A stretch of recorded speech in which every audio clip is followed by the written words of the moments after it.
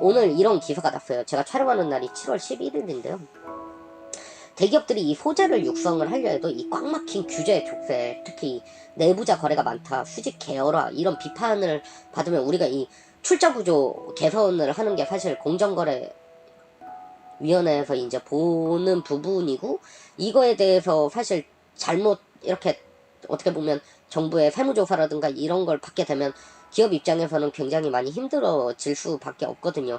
근데 그렇다고 해서 이 공정거래위원회가 저는 위원회가 하는 일이 잘못됐다라 생각하지 않습니다. 잘못된 부분에 대해서 사람들마다 뭐 스튜어디십 코드를 인증라든가 그런 부분에 대한 반영이라든가 이러한 기업의 강한 규제에 대해서 반대하시는 분들도 많지만, 분명 저는 기업도 문제가 있다 생각하고, 공정거래위원회는 정말 우리한테 필요한 기관입니다. 필요한 기관.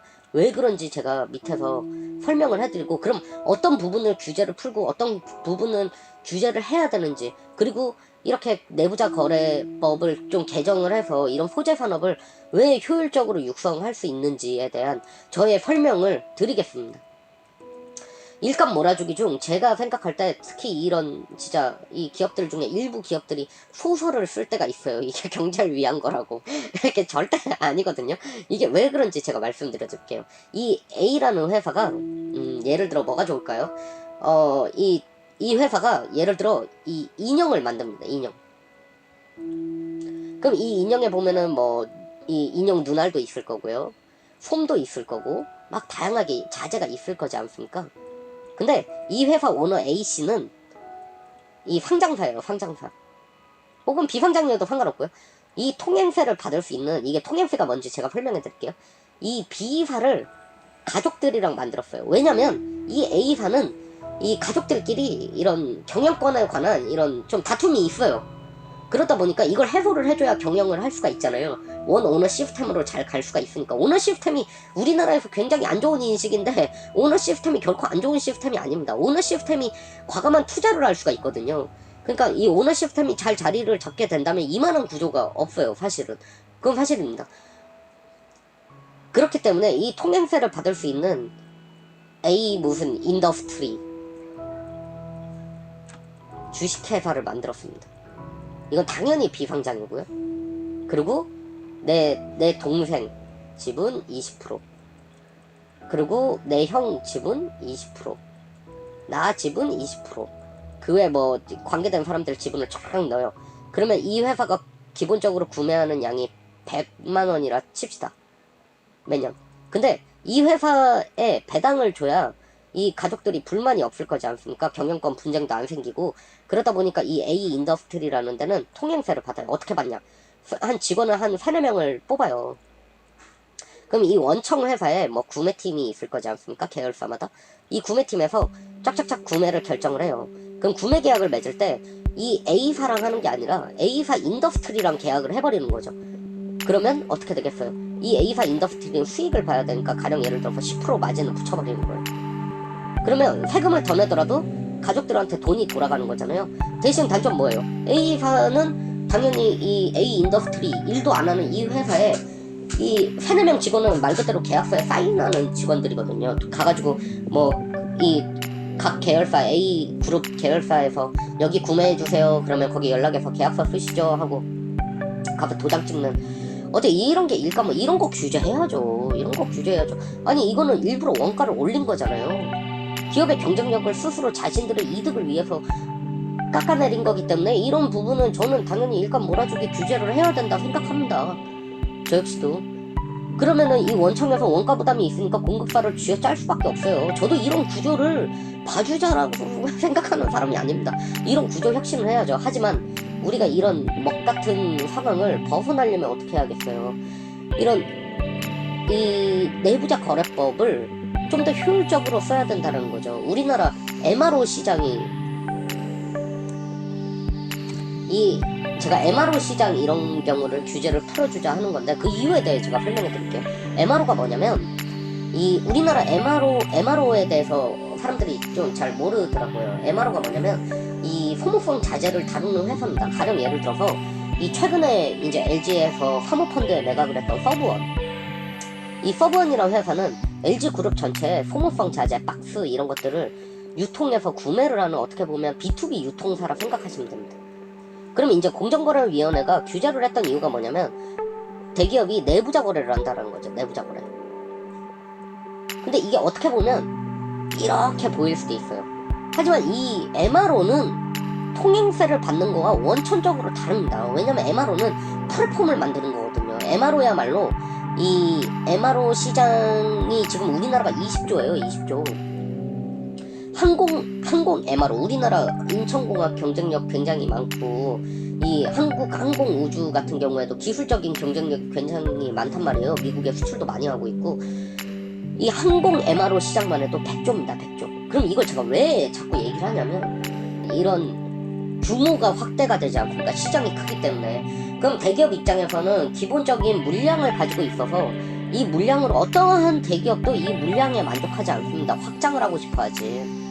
왜냐면 확장을 하면 규모가 커지고 규모가 커지면 단가를 낮추고 단가를 낮추면 말 그대로 이 가격 경쟁력이 생기고 이 가격 경쟁력이 생기면 글로벌화가 될 수가 있고 그렇게 된다면 우리나라 중소기업들이 제품을 납품할 수 있다는 거죠. 그래서 제가 대안으로 제시를 했던 부분 중 하나가 이 중소기업 의무 구매 비율제를 도입을 하면 어떨까. 왜냐면 공정거래위원회에서 말하는 부분도 아주 틀린 말은 아니거든요. 이게 까딱 잘못하다 승계용으로도 사용될 수가 있고 그러기 때문에. 하지만 이러한 플랫폼을 버리기엔 너무 아깝다는 거죠. 왜냐면 우리나라 기업들은 글로벌화가 돼 있기 때문입니다. 글로벌화. 그리고 제가 하나 말씀드리면 알리바바가 다 아시잖아요. 알리바바가 MRO 회사예요. MRO 회사. 물론 대기업 중심의 MRO랑 구조와 시작이 다르기 때문에 존경받는 거죠. 알리바바가. 하지만 이렇게 유통망을 잡고 나니 뭐가 됩니까? 알리페이 등 핀테크가 되고 블록체인 등 진출을 할 수 있지 않습니까? 우리가 규모가 물론 알리바바 같은 회사를 당연히 키워야죠. 당연히 키워야 되는데 제가 왜 규제를 좀 어느 정도 풀어줘야 더 많이 클 수가 있다는 얘기를 하는지 중소기업 입장에서 지금 얘기하는 겁니다. 중소기업을 어떻게 보면 운영하고 있는 제 입장에서 얘기를 하는 거고요. 그거에 대해서 제가 밑에서 저의 경험과 사례를 좀 말씀을 드릴 건데요. 그래서 저는 양쪽 시각은 맞지만 이건 저의 주장입니다. 그래서 좀 반영이 됐으면 좋겠습니다. 적어도 이런 그지 같은 일은 이제 안 만들어야 되지 않을까요? 우리가 그래도 힘이 좀 있어야 야 사과해 이런 말 한마디 할 수 있는 거 아닙니까? 저희가 야 부르스도 모르고 초대국 한국한테 까분다 이런 말을 우리끼리 아무리 합리화하고 일 다 벌어지고 나서 얘기하면 뭐합니까? 그래봤자 신경도 쓰지 않아요. 우리만 그냥 우리 기분 좋을 뿐이에요. 우리 기분 달래질 뿐이에요. 이런 일은 또 반복될 수밖에 없어요. 대비하지 않으면. 그럼 우리나라의 위험 요소는 뭐냐? 제가 생각할 때는 제가 보기에는 이 한국의 위험 요소는 이 탈한국하고 있는 부분입니다. 우리가 리스크를 줄이려면 어떻게 해야겠어요? 리스크. 우리가 예를 들어서 잘 봐요. 제가 김밥 장사를 하고 있어요. 김밥. 아니다. 김밥은 너무 흔하니까 좀 흔하지 않은 걸로 말씀드릴게요. 뭐가 좋을까? 제가 이 베트남 도자기를 판매하고 있어요. 도자기를. 근데 이 베트남 도자기를 판매하는 회사가 몇 개 없어요. 국내. 해외도 마찬가지고 몇 개 없어. 그래서 나는 이 샵을 운영을 하고 있고 여기서 납품을 받고 있어요.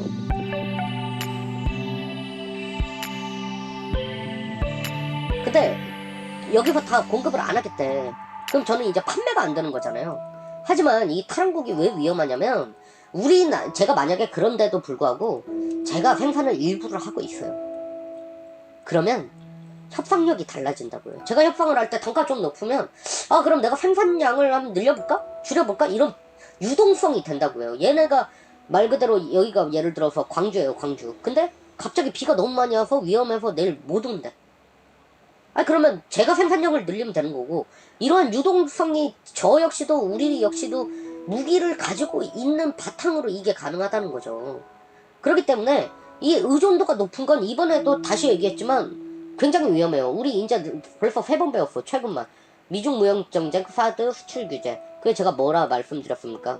제2의 포스트 차이나가 나올 것이다. 근데 어디냐 거기는 베트남, 인도네시아, 인도, 멕시코. 제가 생각할 때는 이 정도거든요. 그걸 대체할 만한 데가 제가 생각할 때 가능성이 있는 데가 미얀마인데 아직은 미얀마 FOC랑 정치가 너무 불안정해요. 네. 그러다 보니까 당분간은 그래도 중국 하나보단 낫죠.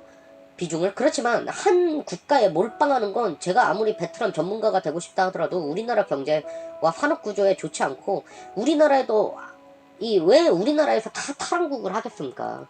우리나라 사람들이 일을 잘해요. 진짜 잘해요. 제가 생각할 때 굉장히 똑똑하고 이게 제가 한국민이라서가 아니라 이 베트남에 있는 베트남 분들도 진짜 인정하는 게 이 한국인의 그 일에 대한 의지예요. 깜짝깜짝 놀란다고. 자기가 아무리 우리가 생각하는 것처럼 베트남이 무슨 한류 열풍이고 알러뷰 코리아 이러지 않아요. 생각보다. 그러지 않는데 그들 역시도 굉장히 인정하는 부분 중 하나는 뭐냐면 한국인의 성실함과 이 책임감이거든요. 그게 결국 우리나라 경제의 최고의 강점인데 그들과 우리가 인건비가 다른 명확한 이유죠. 도덕성, 뭐 약삭담 이런 책임감. 물론 전부가 그렇다는 건 아니지만 그런 부분에서 우리나라 충분히 강점을 가지고 거짓말 치고 우리나라 적어도 거짓말은 별로 안 치잖아요. 그게 생생기지가 지금 다 변화되고 있고 우리나라에서 다 빠져나간다는 건 결국 일자리가 줄어들 수밖에 없는 겁니다. 그거 왜? 분위기가 규제와 노조, 제가 말하는 노조 착각하지 마세요. 저는 노조를 찬성하는 사람입니다. 약자를 당연히 대변해야 되고 악덕 사장을 그거 해야 되는 건 맞다라 생각해요. 근데 자신의 권리 충분히 누릴 만큼 누리고 있고 평균적으로 봤을 때 충분히 혜택을 보고 있는 자들이 그 혜택을 더 보고 미래 세대를 생각하지 않고 자기 밥그릇을 생각하고 지금 경제 상황, 국가의 경제 상황은 1도 생각하지 않는 그런 어떻게 보면 귀족 노조가 싫다라는 겁니다. 전 노조 반대하는 사람이 아닙니다. 노조를 찬성해요. 이런 최근에 이런 제가 뭐 정치적인 걸 별로 얘기하고 싶지 않기 때문에 어쨌든 그렇습니다. 우리 일반적으로 받아들일 수 있는 걸 해야죠. 실제로 그 밑에 있는 하청 직원들이 진짜 보호받아야 될 그런 저는 그렇다라고 생각합니다. 근데 우리도 애국심 마케팅 하지 않듯 기업 역시도 그렇게 생각할 수 있지 않을까요? 경쟁력이 없으면 우리나라 진짜 그런 단순 노가다에 조립하고 협력사가 거의 다 하고 그런 구조에서 그렇게 막 억대 연봉을 그러면 누가 버텨요? 그건 그 외국 기업들이 그들 말대로 그렇게 메리트가 있으면 왜 안 들어오냐고. 안 들어오잖아요. R&D나 들어오고 기술적인 데나 들어오지. 창의력, 기술력, 지금 한국 경제가 가지고 있는 그나마 강점들을 살리려고 들어오지. 누가 안 그러잖아요. 진짜. 그리고 우리나라 이 수출이 많은 것처럼 보이고 앞으로도 이 수출 기조가 저는 말씀드렸지만 경상수지 600에서 700억 불은 무난하게 달성할 거라 생각합니다. 근데 이게 우리 제품이 잘 나가서가 아니라 생산기지가 다변화되다 보니 국내에서 주요 부품을 타국으로 옮겨야 되기 때문이거든요. 그러면 이게 수출이라는 게 결국 우리나라 빠져나가면 수출인데 그럼 이 내부자 거래형 수출의 비중이 높다라는 겁니다. 그래서 제가 여기도 뽑았지만 우리나라가 베트남에 어마어마하게 수출하고 있고 이거 다 약간 그 데이터는 그렇죠. 데이터를 까보면 실질적인 건 그렇지 않습니다. 사실상 이거 제가 최대한 최신자로 찾으려고 찾은 게 이건데 여기 보시면은 이 기계 이 제품에 대한 이제 이 전자제품과 연결된 이 기계에 대해서 34% 누가 수입했겠어요 이거? 이거 누가 수입했겠어요? 이거 제가 이 세미나 다니는 걸 좀 좋아하는데 이 얘기를 하는 분을 저는 딱 한 번 봤습니다. 지금까지 다 막 수출량 늘고 있고 어마어마하게 베트남에서 사준다 그러는데 베트남에서 사주는 게 아니라 베트남에 있는 한국 기업이 사주고 있는 거예요. 한국 기업이. 우리 기업은 베트남에서 일자리를 창출해주고 있죠. 일자리 창출을. 세금을 내고 있고 경제를 발전시키고 있고. 근데 이걸 베트남에 계시는 분들도 좀 잘 몰라듣는 분들도 계시더라고요. 여기 보면은 기계 장비예요. 이게 기계 장비와 부품들 누구겠어요. 지금 물밀듯이 나가고 있잖아요. 8,000개 기업이 나갔어요. 8,000개. 이거 뭐예요? 이거 역시도 이 스마트폰에 대한 각종 종류에 연결된 게 14%. 그럼 이거 다 합치면 얼마예요? 거의 60% 정도가 지금 거의 내부자 수출이고, 이 안에서도 있을 거고, 물론 이 안에서도 베트남에서 진짜 구입하고 있는 게 있겠죠. 하지만 지금 대부분은 사실상 내부자 수출을 하고 있는 거예요. 내부자 수출. 한국 삼성전자가 베트남 삼성전자에 팔고 있는 거예요. 그걸 가지고 베트남에 수출 많이 했다고 좋아하고 있는 거예요. 그 우리가 이 감정 싸움보다 이 대비를 좀 해야 되지 않을까요? 대비를? 전 그 얘기를 하고 싶은 거예요. 이 보시면은 이 우리가 제가 베트남 얘기를 부터 했으니까 베트남부터 얘기하겠습니다. 이 베트남 역시도 제가 생각할 땐 이 잘하면 이 스마트폰 대란이 올 수도 있겠다라는 생각을 하지만 실현 가능성은 저는 좀 많이 낮다라 생각합니다. 베트남 분들 그리고 일부 공무원들 도덕성 뭐 얍삽함 이런 게 있지만 베트남 정부는 굉장히 똑똑한 정부입니다. 제가 생각할 때 절대 바보가 아니에요. 바보는 절대 아니에요. 근데 이 기사 내용이 뭐냐면 이게 뭐냐면 지금 한국이 이 스마트폰 이게 0%가 될 수도 있다. 한국 내에서 생산하는 게. 그래서 여기 보면은 이 연구 자료, 어떤 연구 자료냐면 이 스트라티지 애널리티스라는 곳의 연구 자료에 따르면 2008년에 이 메이드 인 코리아의 비중이 11.4%였다라는 거죠. 베트남 잔치 분위기 찍겠죠. LG전자 같은 글로벌 기업의 스마트폰 공장까지 이전한다 그러는데, 그리고 여기 보면은 2018년엔 이게 1.3%까지 떨어졌다. 이러다 한국 내에서 생산하는 스마트폰이 메이드 인 코리아가 0% 될 수도 있다. 그 베트남 저는 충분히 할 것 같아요. 왜냐면 제가 생각할 때는 이게 대안이 더 없어요. 한국에. 왜냐면은 우리 역시도 그 외에 스마트폰 생산하는 곳에 이 OEM을 맡기면 되고, 베트남 정부가 바보가 아니기 때문에 삼성이나 LG가 OEM 맡겨서 돌파할 거라고 충분히 생각할 거라 생각하고, 만약에 이런 규제를 한다면 뭐 일어나지 말란 법은 없잖아요. 사실 제가 생각할 땐 그래요. 뭐든 대비해서 나쁠 건 없잖아요. 그쵸? 그리고 만약에 우리가 지금 이 한일 수출 규제처럼 장기전으로 들어갈 것 같다. 제가 생각할 때는 베트남이 진짜 잘하는 게, 제가 다른 방송에도 말씀드렸는데 이익을 위해 참고 기다리는 걸 굉장히 잘해요. 우리가 진짜 뭐 웃고 떠들고 놀러 다니는 동영상도 중요한데, 이거 저 진짜 좀 아셨으면 좋겠다라는 생각이 좀 있어요. 이 상대를 약간 이렇게 자극을 슬슬 하면서 이익을 도모를 하기 위한 이미지 트레이닝을, 저 이거 절대 나쁜 거라 생각하지 않습니다. 우리나라가 좀 필요한 거 아닌가요? 우리나라는 항상 베푸는 이미지였잖아요. 베푸는 이미지, 베풀어주는 이미지. 저는 굉장히 실용적이고 좋다라 생각해요. 이거 결코 나쁜 얘기 아니에요. 나라라면 이래야죠. 사실 베트남 국민들도 그래요. 이익을 위해서 굉장히 참 잘 참아요. 잘 기다리고 잘 자극하고, 거기에는 이익을 위한 많은 이런 후드를 놔요. 그래서 얍삽하다는 얘기를 듣는 거지만, 그거에 조금 다른 말은 스마트함일 수도 있어요. 실용적이지 못하고 다 털리는 우리보단 낫죠. 베트남은 본인들의 위치를 명확하게 알고 있고 지금 뭘 해야 되는지 정확하게 알고 있어요. 정부는 제조업 육성에 어마어마한 의지를 가지고 있는 나라입니다. 단지 베트남이 우리를 빠르게 못 쫓아오는 이유 중 하나가 뭐냐면 도덕성, 거짓말, 책임감, 이 세 개거든요. 근데 이것도 변하고 있어요. 문제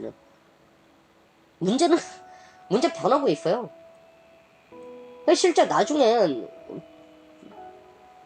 우리가 이 베트남 기업이 한국 인건비 싸다고 진출하는 날이 올 수 있어요. 왜 안 올 거라 생각을 자꾸 다들 하더라고요. 올 수 있어요. 이 상태로 가면 왜 못 와요. 올 수 있죠. 지금 최저임금 관련해서 지금 이 양자 간의 협의가 있는데, 이 베트남이 제 기억으로 5.6%인가? 그 제가 그 전 기사에 찍어놓은 게 뭐 8점 몇 프로라대 이거 저 잘못된 걸로 알고 있고 제가 알기로 5점 몇 프로예요 인상률이. 그리고 여긴 지역별로 최저임금 비중이 달라요. 근데 우리나라 최저임금 지금 올리는 거 보세요. 우리가 무슨 신흥국이에요 진짜? 베트남 물가 상승률 2%밖에 안 돼요. 2% 이하인가 그래요. 1점 몇 프로인가 그래요. 제가 잠깐 헷갈리는데 굉장히 물가 상승률도 견고하게 잘 맞추고 있어요 정부에서.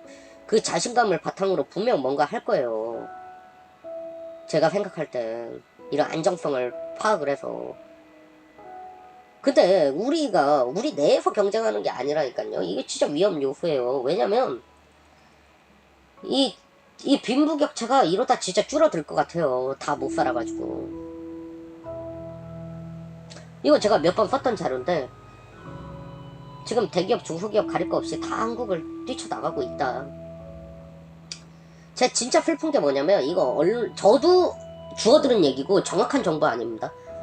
이 뭐 자동차 회사 있죠. 그 최근에 공장 폐쇄했던 외국계 자동차 회사. 막 저기 막 화장실 점거하고 막 쇠파이프 뭐 막 하여튼 과격한 어쨌든 폐쇄했잖아요. 어쨌든 그분들이 제가 알기로는 지금 하이퐁으로 넘어와가지고 찍소리도 못하고 일하다가 6개월도 안 돼서 잘린다고 들었어요. 아 이거 뭐하는 짓이야 진짜. 잘해줄 때 서로 좀 양보하고 협업했으면 서로가 해피하고 자존심 지킬 수 그 말이 정말 사실이라면 확인되지 않은 얘기입니다. 다시 얘기하지만 확인되지 않은 얘기입니다. 그 말이 정말 사실이라면 넘어와가지고 진짜 적응하려고 헬로우 이러면서 우리나라에서는 문화 다 맞춰달라 이러잖아요. 우리가 또 해외 나가면 그 나라 문화 따르자 이러잖아요. 우리나라에서 남의 문화도 이해해줄 줄 아는 포용력 이러는데 근데 이거 뭐하는 짓이야. 진짜 슬프지 않아요? 여기 그 한국에서의 그 강직함 어디 갔어요. 진짜 여기서는 찌푸리도 못하고 6개월 만에 나갈 거면서 그런 상황 우리 만들면 안 되잖아요. 이거 너무 슬픈 상황 아닙니까? 모두가 해피해야죠. 모두가 다 해피할 순 없어요. 하지만 왜냐면은 빈부격차라는 건 어쩔 수 없어요. 전 세계에 있는 거예요. 이건 자본주의 국가에서 당연한 거예요. 더 노력하는 사람이 대신 될 수 있는 환경.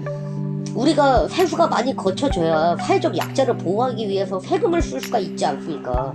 그러면 전체적인 평균을 올릴 수가 있는 거고 수입이 없는데 수입이 줄어들고 있는데 제가 지금 회사 운영하면서 수입이 안정적이지 않는데 제가 모아놓은 돈 그렇다고 풀면서 회사 복지에 신경 쓰는 거랑 지금 똑같은 거라니까요. 이 진짜 제가 제일 걱정되는 게 이거예요. 이거 달콤한 말에 특기는 좋죠. 제가 만약에 직원들한테 우리 회사 안정되지 않았지만 야 고생한다. 우리 오늘은 놀자. 야 우리 뭐 어차피 성장할 거니까 지금 대출 받아서 뭐 하자. 지금 좀 팍팍 나눠 쓰자. 이런 얘기 제가 하고 있다 생각해요. 달콤하겠죠. 좋아하겠죠. 당장은. 근데 이 친구들 다 나이 들고 저 다 나이 들잖아요. 사실 저는 피해 제일 안 볼 것 같아요. 이 친구들 나이 들면 진짜 받아주는 회사는 갈수록 없어요. 그러고 나서 제가 회사 접어봐요. 그때 돼서 저한테 뭔 새끼 이러겠죠. 근데 이 달콤한 말에 제가 달콤한 말 해가지고 빠져가지고 이 중요한 시기 다 놓치는 거예요. 이 친구들이 인생에 미래가 없잖아요. 미래가. 우리가 파라다이스 같으면 참 좋겠는데 그런 거는 전 세계 어딜 가도 없어요. 좀 살에 있으면 좀 북유럽 뭐 막 얘기하잖아요. 이 뭐 인구수가 다르잖아요. 인구수가 인구수 1인당 GDP는 인구수도 굉장히 중요하다는 점을 간과하고 좋은 사례만 쫙쫙 뽑으면 어쩌자는 거예요. 그들은 우리 구조가 부러울 수도 있어요. 왜냐면 대기업 구조가 사실 빨리 치고 나갈 수가 있거든요. 잘만 잡아주면.